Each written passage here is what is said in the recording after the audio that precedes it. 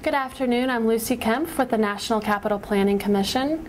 We're here today to discuss the 25th anniversary of the National Memorial AIDS Quilt Display here in Washington, and to consider what this important project can teach us about commemoration in the nation's capital. Today I'm joined by Julie Rhoad, who is the Executive Director of the NAMES Project, which is the custodian of the quilt and its digital footprint, and Balsamo, who is the Dean of the School of Media Studies at the New School for Public Engagement. Welcome. And Steve Kidd, who is the Director of the Smithsonian Folklife Festival. Welcome to you all. Thank you. This memorial has been described as a living memorial. What does that mean to you? Well, I think here we are 31 years into HIV and AIDS, and we are 25 years in quilt. And the quilt has been changing for each and every moment of those 25 years.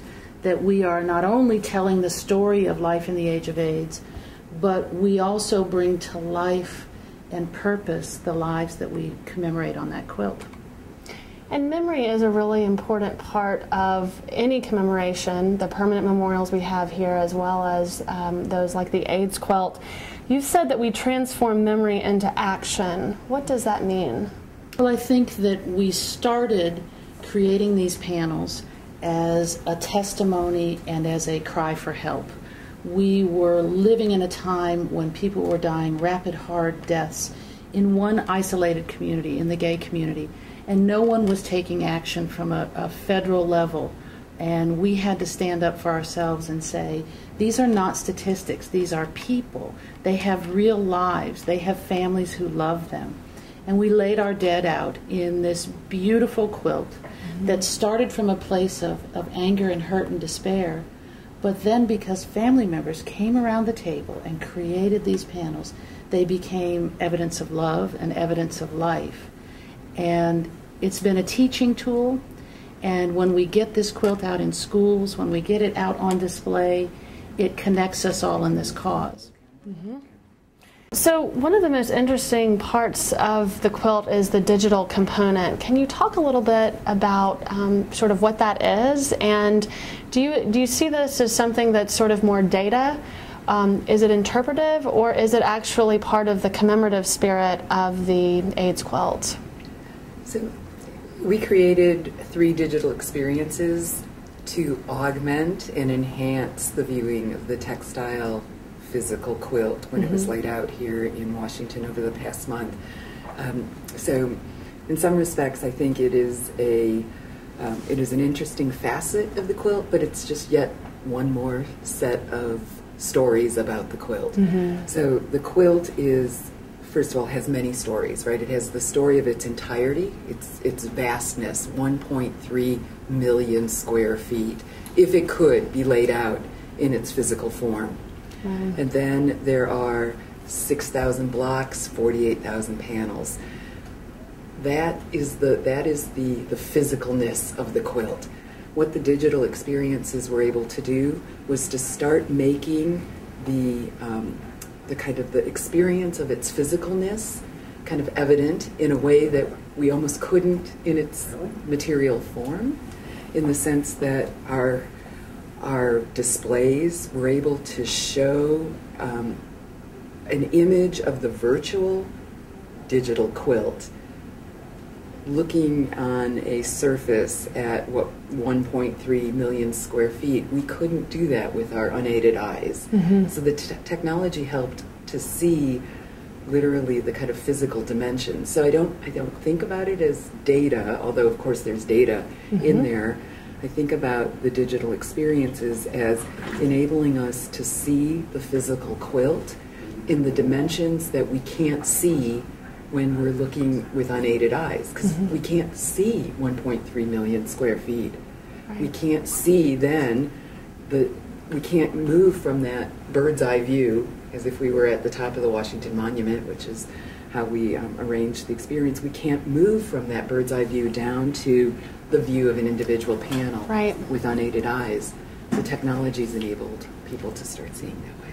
Steve, how do you think, I mean, this sort of brings up some interesting questions about visitor experience, and how do you think visitors are experiencing the quilt today? Not only with the digital sort of platform, but also the individual pieces on the mall. Sure. Yeah, I think in our experience having the quilt at the Folklife Festival this summer, we observed a lot of visitors interacting, and we expected them to interact in a really deep way with it. Mm-hmm. Many of them were younger visitors who had not been around for the previous displays of the quilt on the National Mall. So for them, they're familiar with HIV and AIDS, but they're not as familiar with this very tangible representation of the toll and experience with HIV and AIDS. Mm-hmm. And I think their ability to really wander through and walk through and see the various panels led them to a very, very direct experience that they wouldn't have had otherwise. And the main goal that we had when Julie and I first talked about having the quilt as part of a Folklife Festival program was to provide a broader context to the mm-hmm. experience of engaging with the quilt. So to have panel makers there, to have the ability to make panels while you're there and to work on them, but then also to be able to sit and listen to a narrative session involving panel makers, involving performers who might have been engaged in performances in support of funding for HIV/AIDS research, or just to provide that emotional outlet to their community. We really saw visitors engaging on multiple levels with the really deep stories that underlie the quilt as a whole. The level of engagement that visitors can sort of participate in is so different from the way that visitors to the nation's capital experience our permanent memorials. I mean, we certainly have dedication ceremonies, which is, you know, you're able to participate there, but that's usually a specific event. I mean, I haven't really seen another memorial project where visitors are able to literally help participate and help it grow, which is, I think, one of the most powerful parts about the memorial. I think it's compelling because, well, on many levels it's extraordinarily compelling, but the fact that this particular memorial is made by the people for the people mm-hmm. is such an incredibly democratic kind of concept. Mm-hmm. And the fact that it travels the nation mm-hmm. and the fact that people make what I would consider almost a pilgrimage to their linking object wherever it is displayed is testament to how much this story resonates mm-hmm. as a story that is, yes, about HIV and AIDS, but it's about how we deal with one another as human beings, what we can do better, what we did right, what we've done wrong. And so it is forever a changing piece, I think, of social media in fabric and thread. And I think that people want to have a place to come and say, we were here. And we did this. And they also want to be able to say, we're still here, and we're still doing this. And the quilt is one of those incredibly unique places where people can touch, feel, see, and it's mighty in that its sentiment will last forever. Mm-hmm. If you go and you visit something like this and you know that it's not going to be here at this exact spot in a year, I think it changes your memory of that experience, which is very special. I think you're absolutely right that it is sometimes it's a moment in time that you engage with the quilt because it has come to your community. Sometimes engaging with the quilt is about being with your family around a table, trying to sum up a life in a 3-foot by 6-foot panel. And sometimes it's about exploring this with your family, your friends, your community in large displays. Mm-hmm. Or now that we have some of the quilt beginning to be digitized and we begin to have these experiences that are going to connect the letters, the photographs, the wedding rings, the ephemera associated with this quilt, and you get the backstory, then you begin to find different levels of engagement right from your home through technological means, and you have an opportunity to almost annotate the entire story as it unfolds throughout the world. It's a fascinating, bittersweet kind of conversation. Right. Can you talk a little bit about some of the archival challenges that, while its beauty is that it continues to grow, what are some of the challenges that you face? How will we experience the quilt in 10 to 15 years? Or what do you do with the panels? That sort of thing. Okay, so I have a number of reactions to that, and this is definitely coming kind of from my perspective as someone who is absolutely dedicated to creating the digital archive for the AIDS Memorial Quilt. And that digital archive is not just the images of blocks, 6,000 of them, 48,000 panels, 93,000 names. It's also then all the ephemera that has been submitted with the panels, which means letters, as you said, photographs, music, videos, and so on. But I've got to tell you, this is an incredibly optimistic project. It's an optimistic project because I imagine the day when no more is submitted. So we have the campaign for the last one. I'm thinking about this from the point of view of a historian of the 21st and the 20th century who looks back and sees this as something that happened, and we need to get as much in there to the digital archive about this thing that happened. Its beauty perhaps is not that it continues growing. I hate that it continues growing. We all hate that it continues growing. But growing the archive is a different thing. Growing the archive is we need to not add more panels. I need more stories about what the panels were. And as we stop the growth of the quilt, it stops. The optimism is this is not an archive that will grow into infinity in the sense of the panels, although I think it will grow deeply in terms of the number of stories. So there's that. The second thing is I think people don't understand one thing, which is wars and epidemics mark a generation for life, right? And so the whole notion of commemoration is like this epidemic marked the people of our generation, whether I knew anyone or not, whether I have a personal story.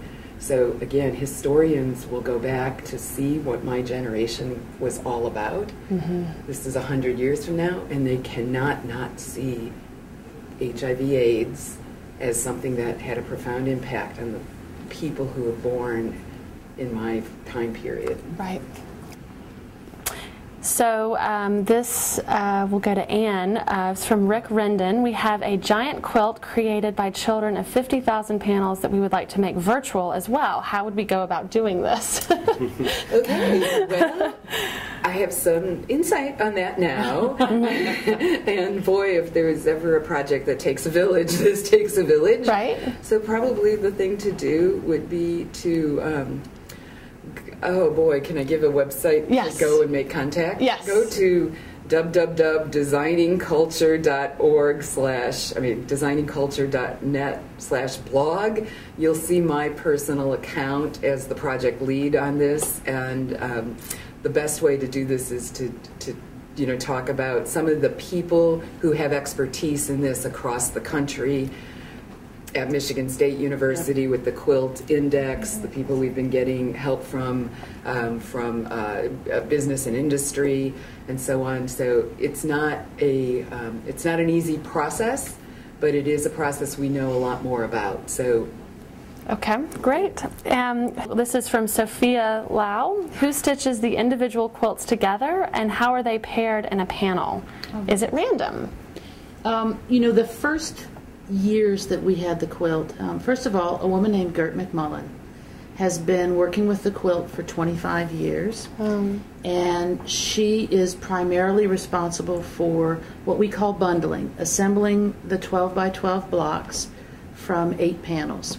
And originally, when you think about it, we were getting panels faster than we could sew them together. So they went together in blocks based on the aesthetic and geography. That if we had a group of panel makers from one section of the country, we thought it would be great to group their panels together so that when the blocks went on display, families could go to an area close by for them. And then as the quilt grew and the story of life in the age of AIDS really began to be shown in these panels way outside the scope of a San Francisco beginning. We had to begin thinking about the curatorial process, not only through geography, but through how will we teach with these blocks? How will you send out a 12-foot by 12-foot section into an African American church and have it resonate? Because the goal is also to have these panels teach with authority, and you have to see yourself within these panels sometimes to have them resonate that this could be me. So we would group them by population or at-risk population, so that we can send Judaic panels into the synagogues. We can send panels that make sense to young people. Ryan White, we have 30 panels for Ryan White, created by schools throughout the country. And when a Ryan White panel goes into a middle school or a high school, the conversation instantly becomes robust. That the questions about this young man have people thinking about themselves and what that might mean if I were in that position. So there's a lot of aesthetic to it. Some of that is magical, that Gert will have 7 panels that she's had together, and she's been waiting for that perfect panel for a year, and we're all saying, please, let's get this thing done. She'll find an 8th panel and she'll say, this is the perfect panel. She'll sew it in, and then later on she'll read that panel sitting in position 1 with the last panel that she sewed in knew each other in high school or in middle school or in kindergarten, hadn't seen each other in 30 years, but are now joined again on the quilt. So there are these magical things that happen. That's really amazing. It is. Deanna Dorsey, how did you come up with the idea of using quilts? And I think it's interesting to think about what quilts are sort of in our, in American history. And then were there any other options that you were considering? Oh, that's interesting. So, the story has its roots in San Francisco and in the early years of HIV and AIDS, when 1,000 people in one 10-block neighborhood had been diagnosed, died hard deaths, and their bodies were taken away, and families sometimes would give them burials, sometimes it would be the first time they would know that their son was gay. And so there was an amount of trauma around this that was huge. The gay community was very isolated and marginalized by this disease and ignored. And each year, our founder, he organized an annual candlelight vigil. And during this candlelight vigil in 1985, he asked people to carry the name of someone they loved on a placard. And when they got to the end of that march and they were at the Federal Building, he'd hidden ladders and they taped these names up the side of a wall because they wanted to say that these names mattered. They were not statistics. And when you saw them on the side of the Federal Building, it looked like a quilt. And Cleve has said that when he saw that and thought of the images of a quilt, he began to think of families and mothers and fathers and brothers and community building at its most grassroots level. And that's exactly what happened, is that people began to honor the lives of their young people. And the movement that would have been an isolated movement for gay people became a movement that included moms and dads and non-gay people. And so when you want Washington to pay attention, which we needed so desperately, having allies that were not in the population that was specifically impacted the heaviest at that time, I guess it's social justice and community building at its best. What are some of the broad distinctions between a project like this that is so different versus some of the permanent memorials that we build here and on the mall? Sure. Yeah, I think typically what will happen is there's a commission or a committee that's set up. They have a design competition, review the designs coming from individuals, and choose one that then gets built. Right. So it's really the vision of one person as judged by another group that commemorates a particular event or a group. The just amazing story that Julie just told is really a grassroots expression that matches the memorial to the need of communities in both emotionally but also policy-wise. And that difference, I think, is really important. That on the one hand, you have a vision of an individual, and on the other hand, you have this grassroots outpouring. And I think those have come together in some cases, and I think the memorial that many of us think has been the most successful over the last 50 years is the Vietnam Memorial. And there you did have a vision that resonated really strongly with the public and with those it was there to commemorate. So you did have this grassroots outpouring and people interacting with it in a way that doesn't happen with a lot of the other memorials around town.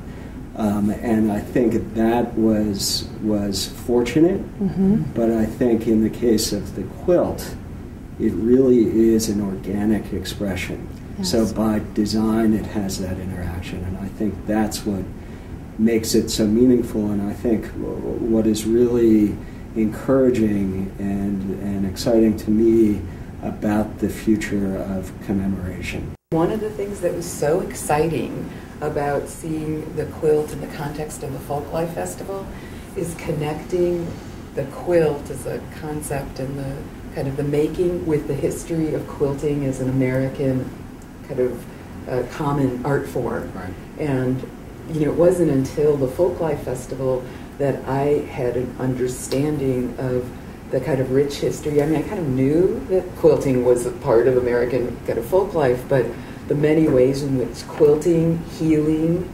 community, commemoration, community, I guess, healing in a therapeutic way, I didn't really have a deep appreciation until the Folklife Festival brought that context of American culture to play in the sense of how I was then seeing the AIDS memorial quilt. Yeah, and the beauty of that tradition is it's one of those community table traditions where you have people sitting around in a very methodical, kind of contemplative way. It's almost a spiritual thing, stitching and piecing. Right. But conversations happen at the same time, and it's those conversations as well as the result itself, which is an inherently comforting object that I think really came together in this case. So a memorialization that memorializes at all levels, right? Not only at the level of as it's built and then as an artifact, but as literally, as I've heard you say, with every stitch, which is part of the folk practice of with every stitch, I do something intentional. Therapeutic on this, right? What kind of memorial can do that?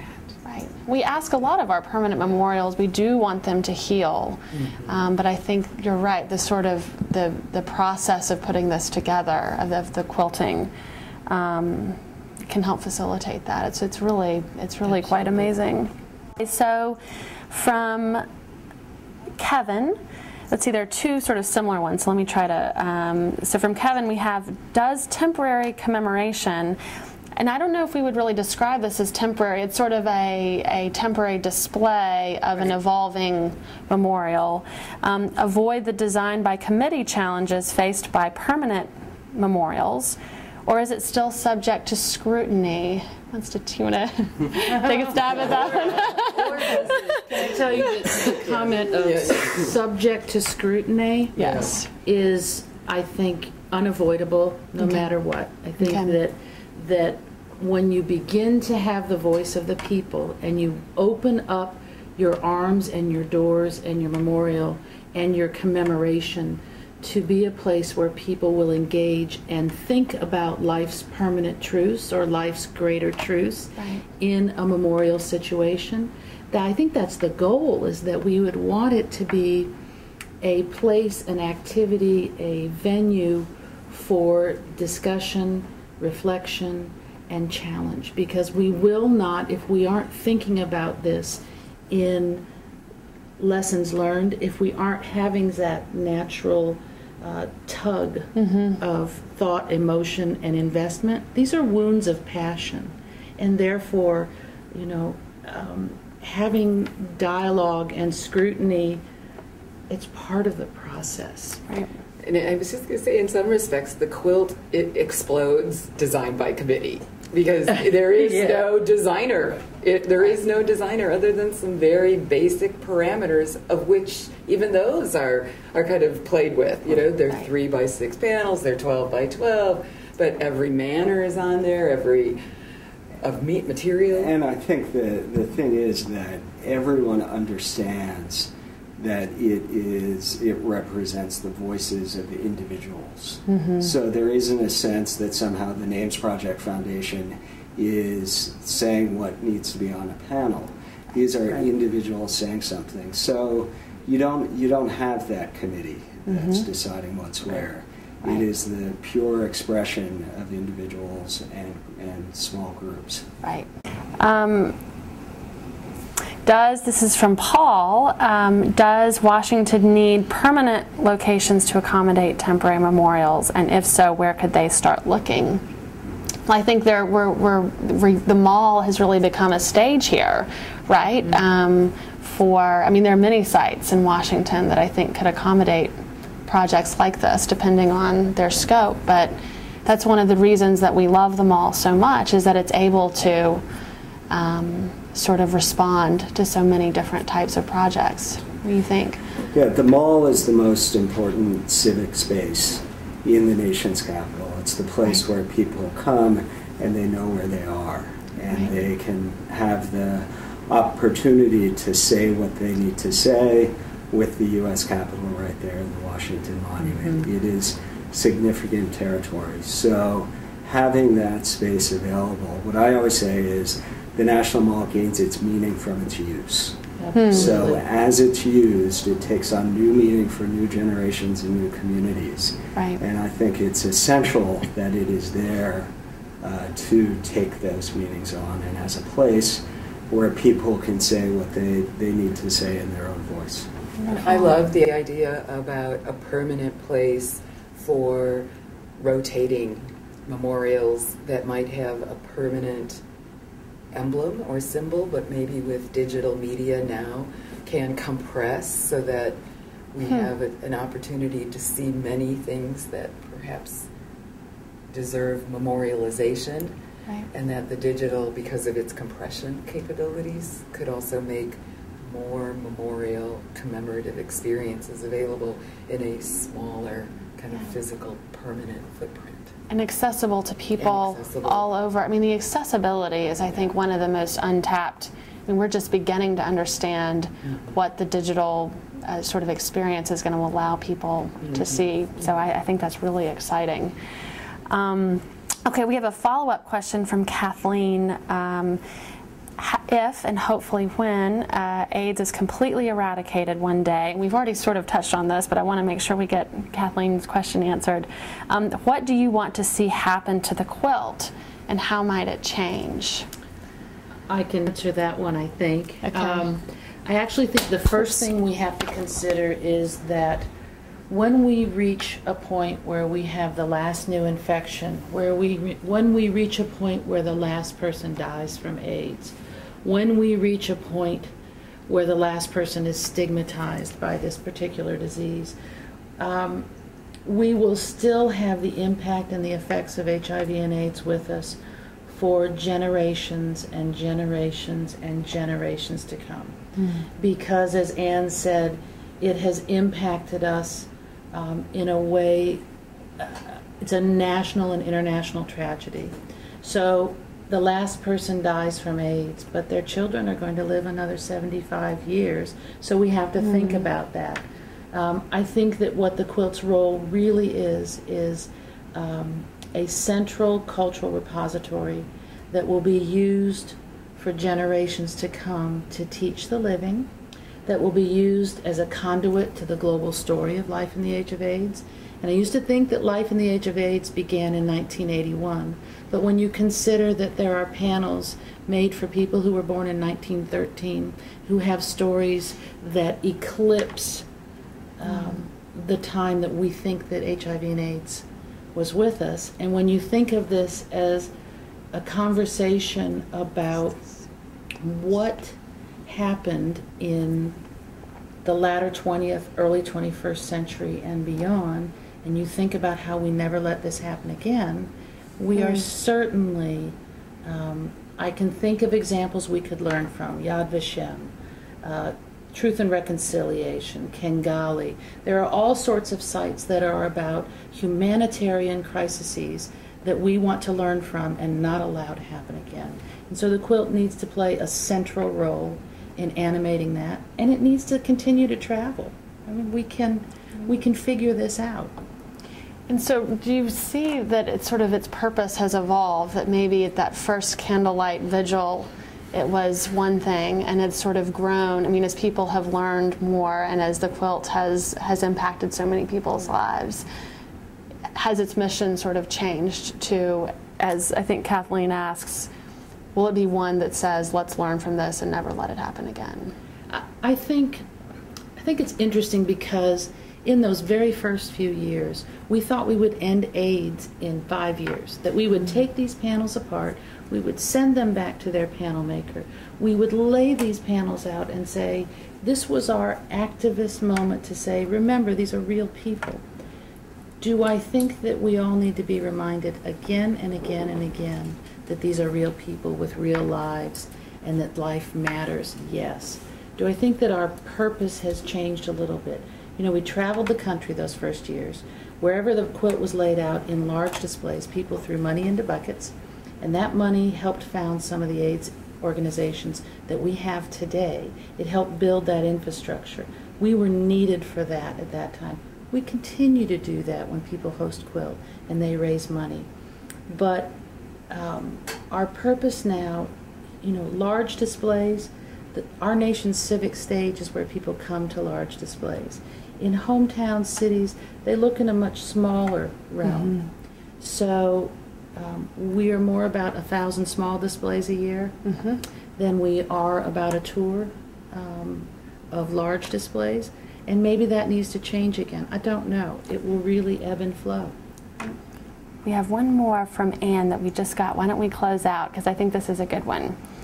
Is the AIDS quilt strictly a U.S. memorial, or is it becoming more international?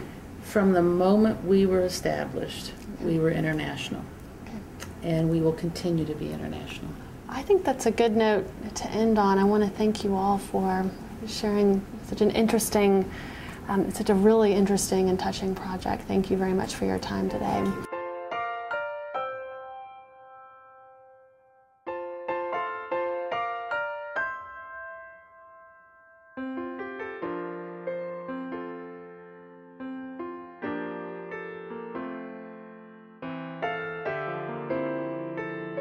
We look forward to seeing you next time on an NCPC Live Chat.